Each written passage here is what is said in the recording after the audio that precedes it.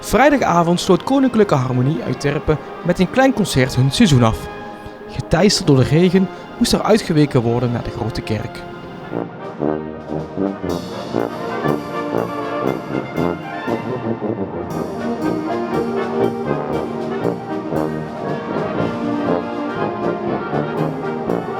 We hebben ons afsluitend concert, maar dat is eigenlijk meteen ook het afsluitend concert van onze dirigent, van Tom, na ruim 5 jaar.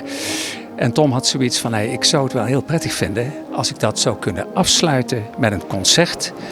Het liefst een beetje in de open lucht. Dus we hadden een beetje gehoopt op dit moment buiten de kerk te kunnen staan met 25, 30 graden. Uiteindelijk zijn we naar binnen gegaan, maar met name omdat Tom ook zoiets had van, ik wil het wel op een hele prettige manier afsluiten. Ik zou het prettig vinden als jullie dat middels een openluchtconcert, nou in dit geval is een concert in de kerk, zouden willen doen. En vandaar deze toch wel mooie locatie. En we hadden al zoiets van de mooie klanken die tijdens het repeteren aan de voorkomen. Vandaar deze plek.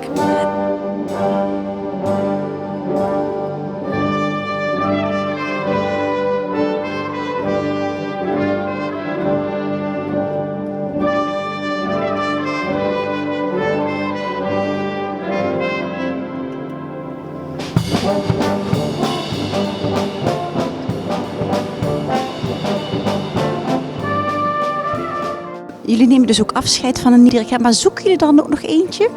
Ja, we zijn druk bezig. We hebben een keuzecommissie in het werk nu, of aan het werk, die aan het zoeken is naar een nieuwe dirigent. Dus we zijn wel druk bezig om alle netwerken die we hebben raad te plegen, dus social media ook, maar ook de reguliere kanalen. Dus we zijn heel druk op zoek naar een dirigent. We realiseren ons ook, het zit allemaal net zo voor de zomervakanties. We willen het wel gedegen en goed doen. Dus als we een interim dirigent kunnen vinden, ook voor wat langere tijd, bijvoorbeeld tot en met het vastelovensconcert volgend jaar, zijn we ook tevreden. Leden hebben aangegeven, we willen wel ook de tijd hebben om te kijken van welke dirigent past nou ook het beste bij ons. Dat kost tijd, dus we hebben elkaar aangekeken en gezegd, we gaan geen overhaaste besluiten nemen, maar we zijn wel druk op zoek naar een nieuwe dirigent.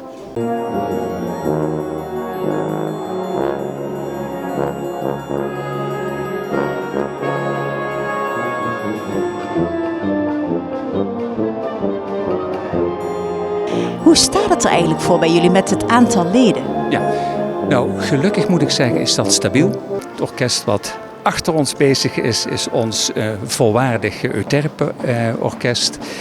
Maar als ik mijn oor te luisteren leg, ook bij andere muziekverenigingen, dan moet je toch wel veel inspanningen doen om minimaal te behouden wat je hebt, maar ook om de jeugd een beetje binnen je eigen club te krijgen. Dus het boeien en binden van je huidige muzikanten, maar ook in het kader van een stuk werving naar jeugd, zijn toch wel belangrijke aspecten die niet vanzelf gaan. Daar moet je als club en als bestuur wel heel veel activiteiten voor organiseren.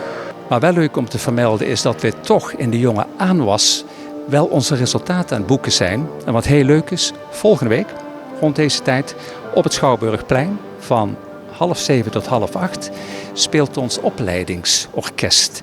Veelal jeugdigen, een beetje aangevuld met een aantal mensen uit ons orkest. En zelfs ook degenen die daarvoor met dwarsfluiten begonnen zijn. Dus op zich voor de jeugdigen, maar ook de ouders die dat eens een keertje willen meemaken, is het wel heel leuk om de jeugd in actie te zien, maar ook te horen. Dus dat is volgende week vrijdagavond.